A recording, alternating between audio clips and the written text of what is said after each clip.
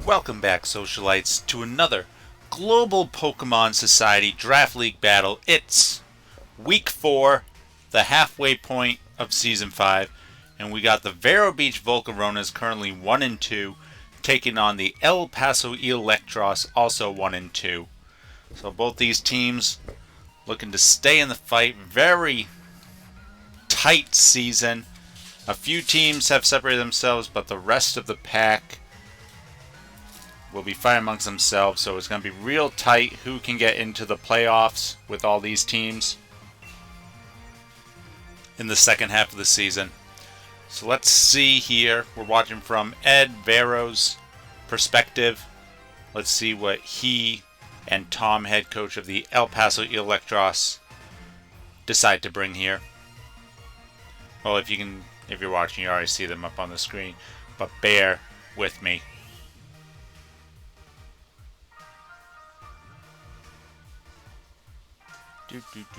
Alright, we're skipping forward a little bit.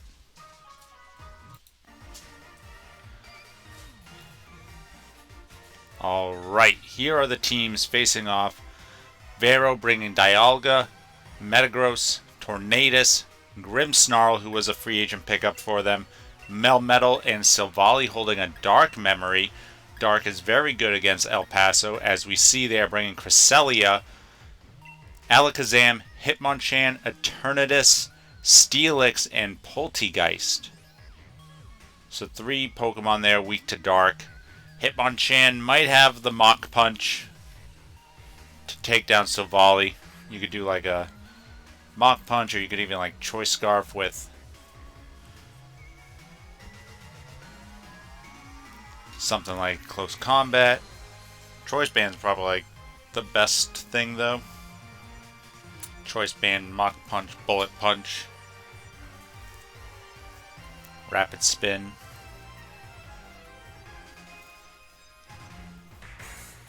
Let's see what these two teams lead off with. This is Vero's 3rd season in this society and El Paso's 2nd season. So both these teams have been around the block a bit. Creselia is the lead from El Paso. And Grimmsnarl comes out for Vero. Classic lead. Could he be going for screens? We do see dual screens here, as well as Power Swap and then Sucker Punch as his attacking move.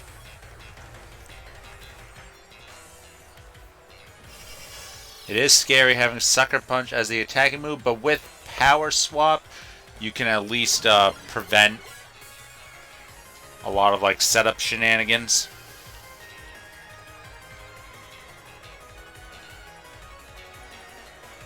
Grimmsnarl looking to get those double screens up.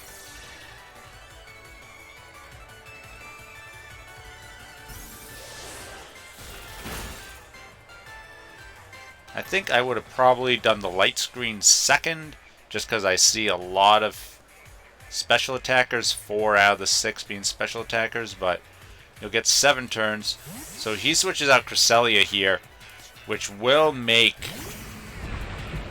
the Sucker Punch fail. So a good switch from El Paso.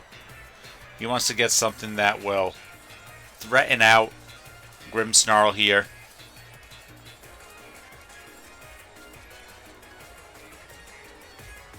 Most likely a Steel attack coming in.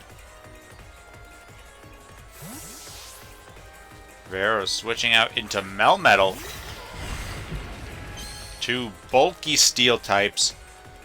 Not Grimmsnarl. Steelix, however, might have the advantage due to its ground type stab. So if both these Pokemon want to trade Earthquakes, I think that's in Steelix's favor. Let's see. Steelix goes for the Earthquake. Oh, it does next to nothing behind that Reflect. Let's see. Melmetal counters with his own Earthquake.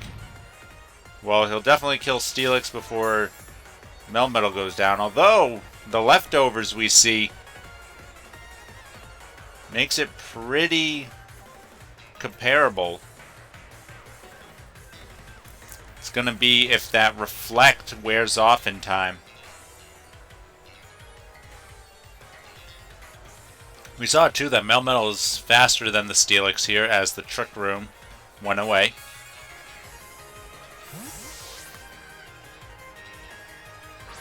Dialga comes out, but I expect another Earthquake here, so Dialga is still going to take some good damage. Oh no, Steelix switches out. Predicting another Earthquake, trying to catch Vero off guard with a Levitate. So both Pokemon switched out. The screens on Vero's side are running out though, so El Paso is doing well playing around those. Here comes the Dragon Pulse from Dialga. Creselia though, so bulky even with a critical hit, barely even doing a third damage. And another Trick Room comes up. He really wants the Trick Room for that Steelix.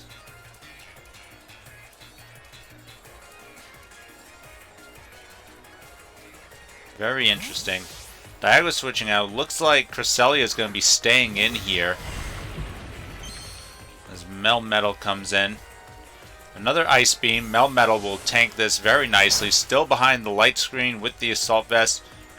The Light Screen does fade away, which means next turn the Reflect will fade away.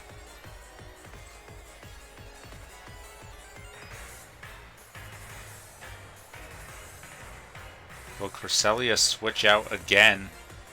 This is a good turn to switch out as the Reflect will be going away.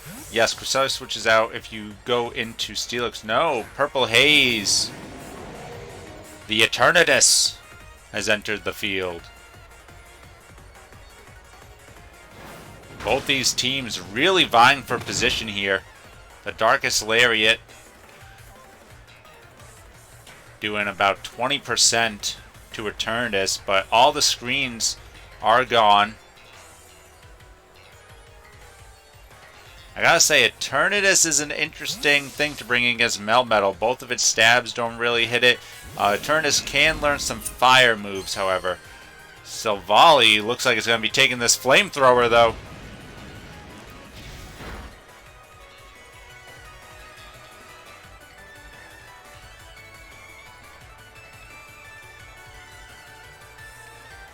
And Eternatus with its signature attack, Dynamax Cannon.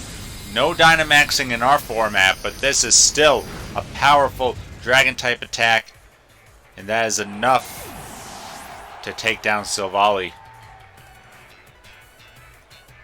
The Trick Room ends as well. Grimmsnarl comes out, which is very interesting. Eternatus might have a Sludge Wave or a Sludge Bomb here, which could do big damage onto Grimmsnarl. Looks like he'll be going for a Light Screen, though.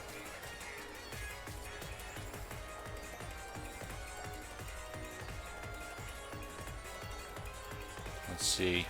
Ooh, Eternatus switches out. Might not have any poison moves.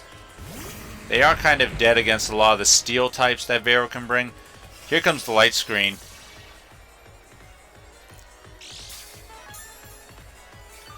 Steelix gets a little bit of recovery. Grimmsnarl can go for the Reflect, but this Heavy Slam is going to do a lot of damage.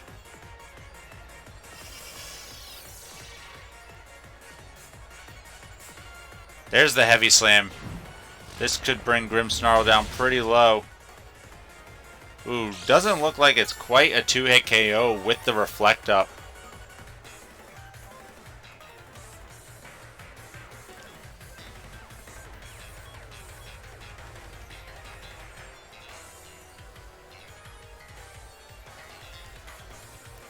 Melmetal seems like a pretty good switch here yet again.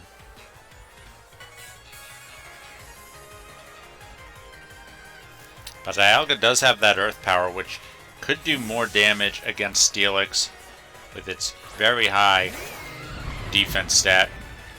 Hitting it from the special attack side is a lot stronger. Another Heavy Slam, but Dialga's a bulky boy. He gets tickled by that behind the Reflect.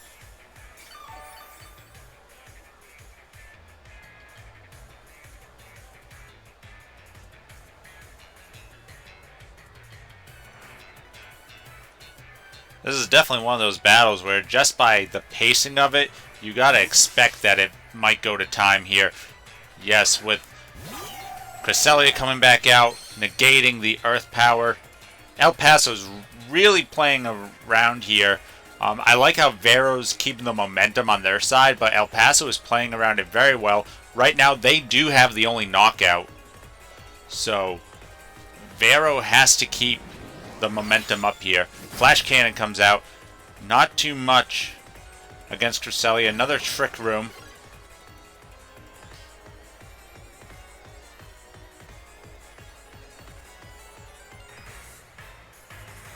Ooh, is he predicting the Steelix switch in?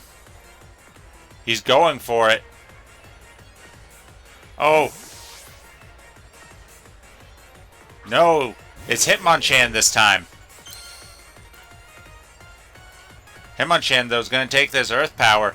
Hitmonchan is pretty specially bulky. Takes that very nicely. This could be a close combat.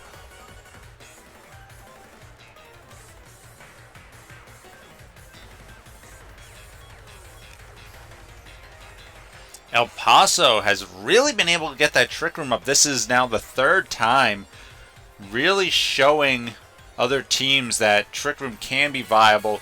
You do need the right switch-ins. And a bulky setter like Creselia definitely helps. Dialga's going to switch out into Metagross. Metagross isn't going to appreciate this close combat. No, Drain Punch comes out. Not quite as much damage.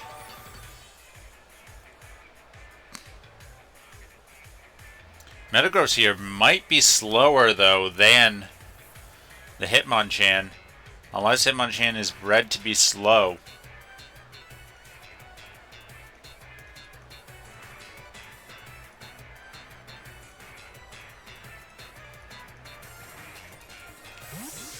It looks like Tyson switches out. Oh no, he goes into Eternatus. Eternatus is going to be taking this Zen Headbutt. This could be the switch-in that could turn it back around for Vero. As Eternatus goes down with the critical hit. Not sure if that mattered, but Choice Band Zen Headbutt. Now the teams are evened back up in terms of Pokemon. Here comes Alakazam. I think the Trick Room is still up, though. Does he know? Although locked into Choice Band, Metagross would not be able to go for a stronger attack. This is a crazy good match from these two teams, both vying just to get to 500, and they are putting it all on the line here. We see Ed, head coach of the Vero Volcarona, deciding what he wants to go for. Looks like he's switching back into Melmetal. Melmetal's starting to get worn down a bit. Alakazam with the Shadow Ball. The light screen is gone, but Melmetal still takes pretty good damage. But now Alakazam will have the speed advantage. Perhaps it is Life Orb with the Focus Blast. If that can hit, that could be huge. No, he switches back out.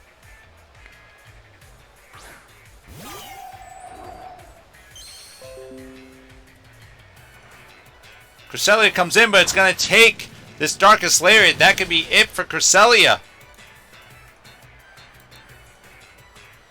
Melmetal takes some good Rocky Helmet chip, but Creselia goes down, and now Vero finds themselves with the lead in terms of Pokemon.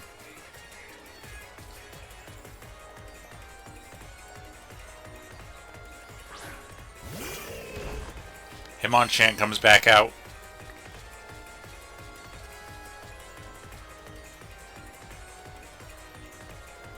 Melmetal's really getting worn down here.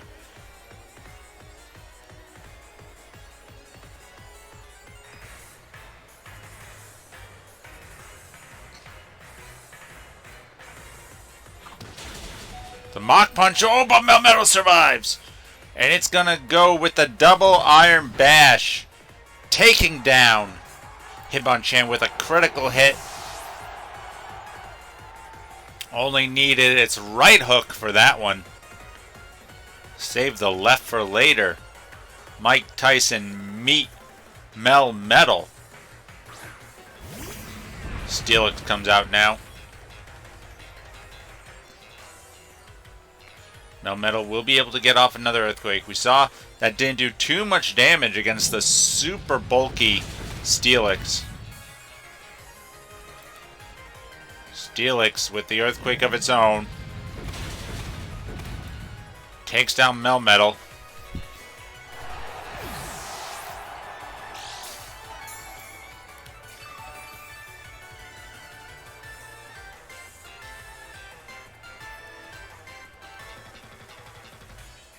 This has been such an intense game.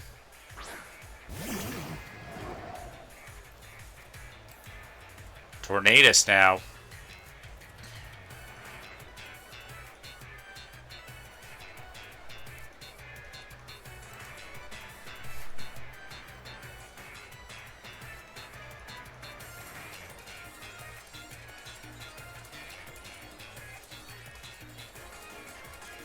Tornadus with the Dark Pulse. Steelix goes with the Heavy Slam. Good damage on Tornadus, but Tornadus is going to be able to knock Steelix out here with another attack. And I think Tornadus, depending on what Alakazam has, might be able to take it here with the Dark Pulses.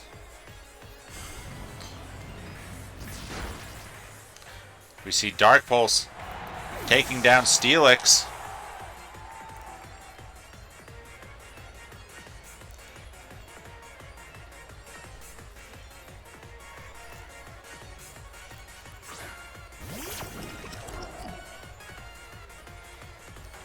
Polteageist comes out, but Polteageist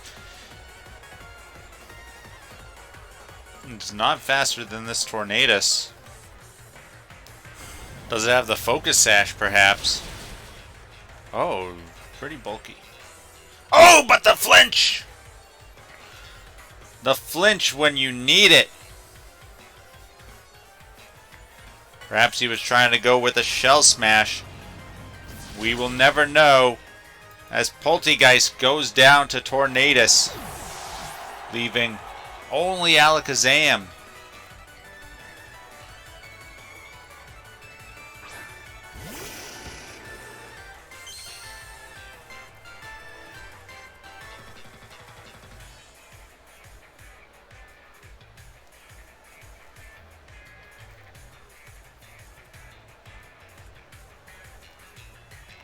Ooh, Tornadus getting the tailwind up. What does Alakazam go for? Alakazam goes with the Trick Room! Did he read it? That's nutty. I got no idea.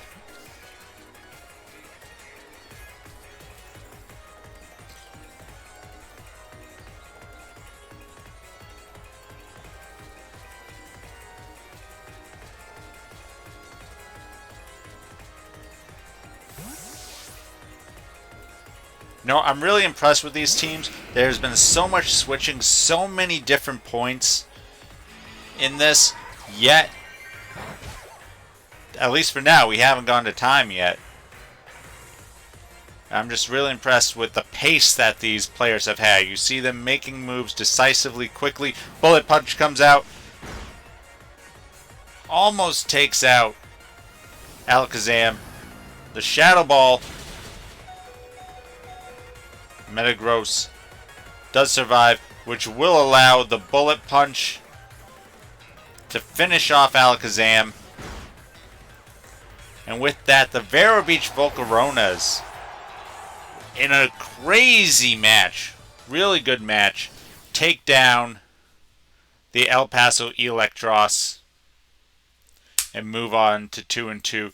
Congrats to Ed, great battle, and thank you all for watching, and as always, stay classy, society.